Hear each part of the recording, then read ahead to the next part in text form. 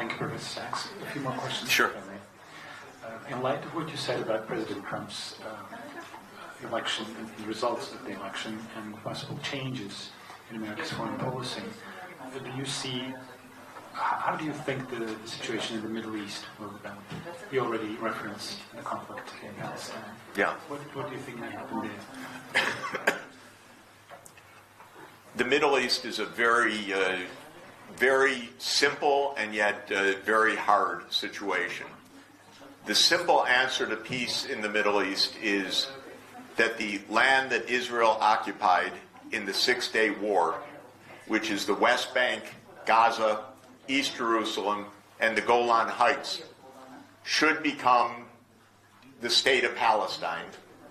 And the state of Palestine should be admitted to the United Nations as the 194th member state of the UN. That would end the war.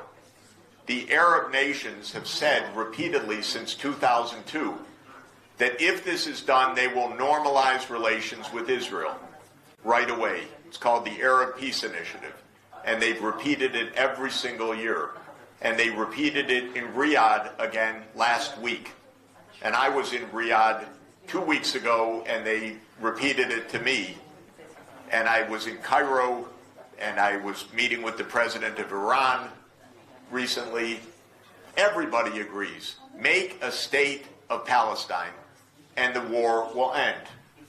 Now, Netanyahu has a different idea, which is Israel will keep all of the territory, and if anyone doesn't like it, we will overthrow you. But not we will overthrow you, the United States will overthrow you. Israel can't overthrow Iraq or Syria or Iran, only the United States can. But he gambles that he has the United States in his pocket because of the powerful lobby in the United States. And so far he has. But the result is the United States and Israel are now completely isolated in the world. There was just a vote in the UN General Assembly a couple of days ago saying Palestine has the right to political self-determination and statehood. Every European country voted for this, actually, even America's NATO allies.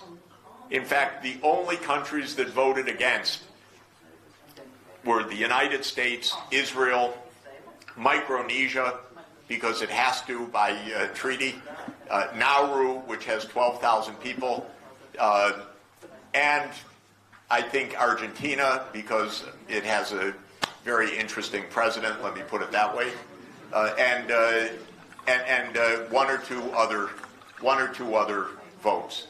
All of Europe, for a change, voted for a state of Palestine. So there's a world unanimity, basically, on how to make peace in the Middle East. The big question for me is, could Trump ever do this? Of course he could. All he'd have to do is announce it, and it would go through. The Israel lobby would jump up and down and do somersaults and stand on its head and spit nickels and make threats and do all sorts of things, but it would have absolutely no power. But will Trump do it? Well, if you listen to all the rhetoric, the answer is absolutely not. Because Trump's rhetoric is radically pro-Israel. Extremely, extremist pro-Israel. And one of his biggest backers, I think she gave $100 million for the campaign, is Miriam Adelson, who is the widow of Trump's biggest backer in 2016, Sheldon Adelson, who was a rich casino owner who died, left the wealth to the widow, and the widow now is Trump's biggest backer. So there's lots of big money behind not having peace.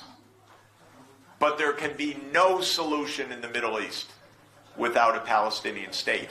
And the gamble, by the way, that Trump believed in his first term was that he could sweet-talk Saudi Arabia into normalizing relations with Israel without a state of Palestine. because he would say, we'll give you a security guarantee, we'll give you F-35s, we'll give you nuclear technology, we'll do all sorts of things. And that the Saudis would agree. But now the Saudis are saying we'll never agree until there's a state of Palestine. So this is a very big question for me. It's not hard to solve this crisis, but it's a change of American politics. A necessary one, a good one. But whether it'll happen, I'm waiting to see. Thank you very much, Mr. Sachs.